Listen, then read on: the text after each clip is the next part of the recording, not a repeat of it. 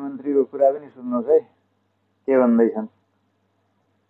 कुनै पनि माननीय मन्त्रीजी यदि कुनै अनुसन्धानको घेरामा आउनुभयो, यदि प्रश्न उठ्यो, राज्यको कुनै सक्षम निकायले यदि अनुसन्धान गर्नुपर्ने स्थिति भयो भने त्यस्तो माननीय मन्त्रीजी मन्त्रीको पदमा रहन रहनुहुन्न। त्यसकारण उहाँले राजीनामा गर्नुपर्छ भन्ने कुरा पनि हामीले उठाउँदै आएका छौं। कुनै दिन अरूलाई यत्रो नैतिकताको पाठ सिकाउँछ है यिनले, आज कहाँ गयो, आफ्नै नैतिकता कहाँ गयो होला। हाम्रो गृहमन्त्री रमेश लेखकज्यू पहिले पनि यस्तै काण्ड अगाडि आएको थियो कि वकिल सम्बन्धी सुशीला कार्कीले चाहिँ त्यो यत्रो लामो नाकको रमेश लेखकको नाक चाहिँ भाँचिनै गरी दण्डक दिएको थियो सादा सवालमा।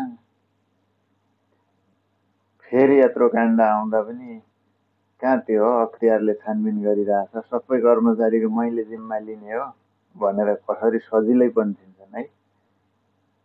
नैतिकता चाहिँ आफूलाई नलाग्ने रहेछ, अरूलाई विपक्षलाई मात्रै नैतिकताको पाठ सिकाउने, त्यो नैतिकता आफूमा चाहिँ लागू नहुने रहेछ।